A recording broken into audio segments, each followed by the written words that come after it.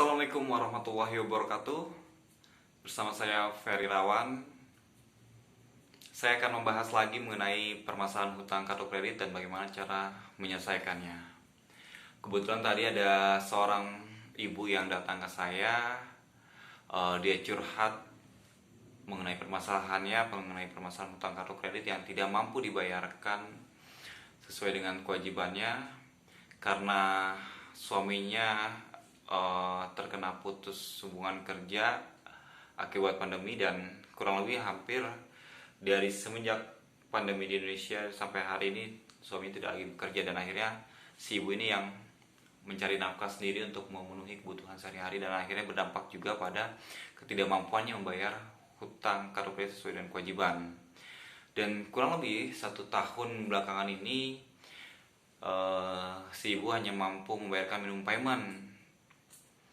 Lalu si ibu juga menyampaikan tadi ke saya, "Bang, kok ini pembayaran saya selama 1 tahun minimum payment kok sepertinya nggak berkurang ya sama pokok." Tadi si ibu bilang kayak gitu juga ke saya.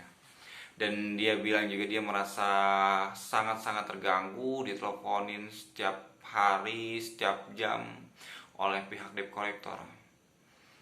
Terus diancam-ancam akan dipolisikan, diancam-ancam akan dilaporkan ke ke pidana ya. Terus diancam-ancam juga akan datang ke kantornya gitu ya.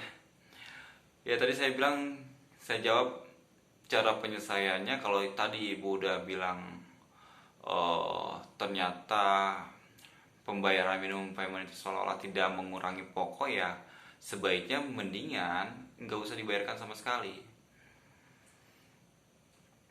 Karena memang kebetulan si ibu ini sudah 1 bulan ya memang tidak membayarkan sama sekali kewajibannya untuk membayar hutang kartu kredit, karena memang hari ini dalam kondisi si ibu yang banyak sekali kebutuhan untuk biaya pendidikan anak. Tadi saya sampaikan akhirnya, ya sudah Bu, stop aja pembayarannya ya. Kalau ibu punya hutangnya, tadi dia punya hutangnya sekitar 6 juta, hanya 6 juta. Tapi ya apa daya, hari ini banyak sekali kebutuhan, dan juga hari ini cari uang nggak gampang ya, suaminya diputus kerja gitu ya. Akhirnya saya tanya, kemampuan ibu per bulan berapa untuk menyisihkan uang, kumpulin uang. Karena ketika ibu stop pembayaran ya, ibu harus kumpulin itu uang untuk membayarkan di kemudian hari itu hutang. Karena tadi kan ibu bilang pembayaran minimum payment tidak mengurangi pokok ya. Ya sudah, berarti baiknya ibu stop pembayaran, ibu kumpulin uang di ibu sendiri, jangan ibu tabung di itu, jangan ibu bayarkan minimum payment. Lebih baik ibu kumpulin uang. Kalau misalnya ibu mampu berapa, kalau ibu mampu 1 juta, berarti ibu hanya butuh waktu 6 bulan untuk mengumpulkan sampai akhirnya terkumpul 6 juta itu. Nah ketika 6 bulan barulah bilang ke debt collector ya, oke, saya ada nih 6 juta, saya akan bayar lunas tanpa bunga dan denda, saya hanya mampu membayarkan pokok 6 juta, utangnya 6 juta gitu. Lalu terus bagaimana selama 6 bulan ini stop pembayaran atau tidak membayarkan? Ya ibu akan terus ditagih. Cuma yang ibu harus siapkan adalah, selain menabung untuk membayar hutang, adalah ibu siapkan mental ibu.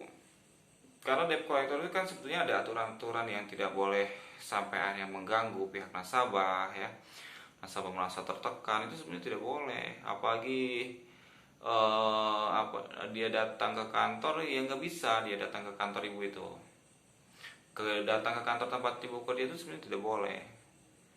Yang boleh itu ke rumah kan gitu, karena ibu perjanjian pada saat pengajuan aplikasi kartu kredit itu penagihan ke rumah gitu, bukan ke kantor.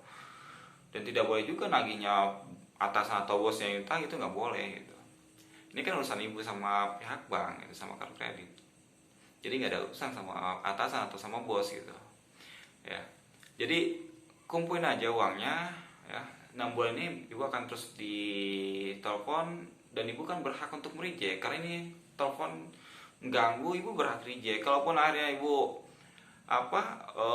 satu udah diterima ya, bicaranya debt collector kasar gitu ya, atau ngancem-ngancem, ibu taruh aja di meja itu handphone, biarkan dia ngomong sama meja kan gitu, biarkan dia maki-maki meja, itu aja. Jadi kumpulin dulu uangnya ya, terus pasti bunga-bunga nih pak, pasti denda terus kan gitu, akan membengkak nih pak.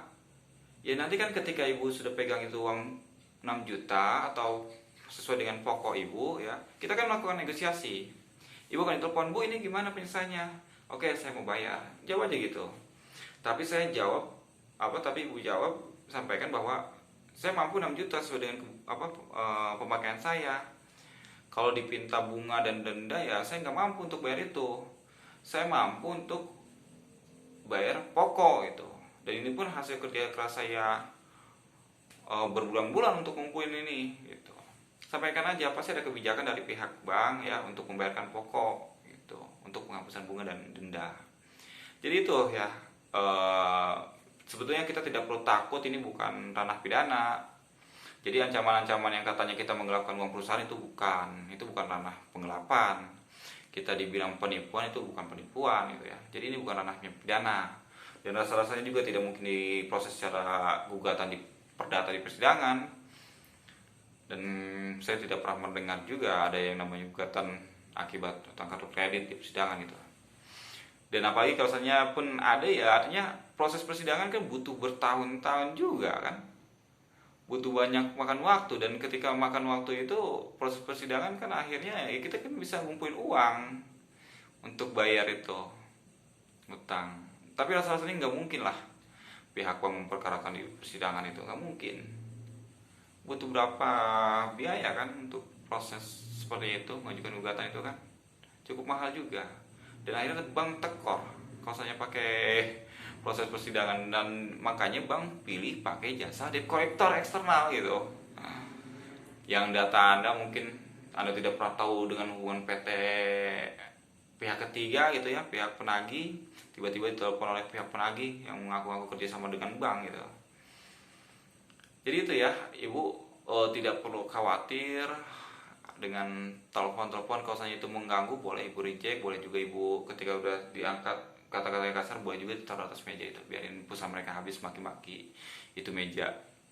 Terus ketika dia datang ke kantor, sebetulnya itu perbuatan tidak menyenangkan karena nggak ada urusan sama kantor itu. Dan ketika dia datang ke rumah ibu pun nggak perlu khawatir, ibu sebagai tuan rumah kok. Orang yang datang ke rumah kita dan kita tidak izinkan masuk, kita usir ya, dia masuk pekarangan rumah orang tanpa izin itu ya, tanpa tindakan yang sah, itu ya itu kan melanggar hukum juga, itu bisa kita pidanakan kan gitu.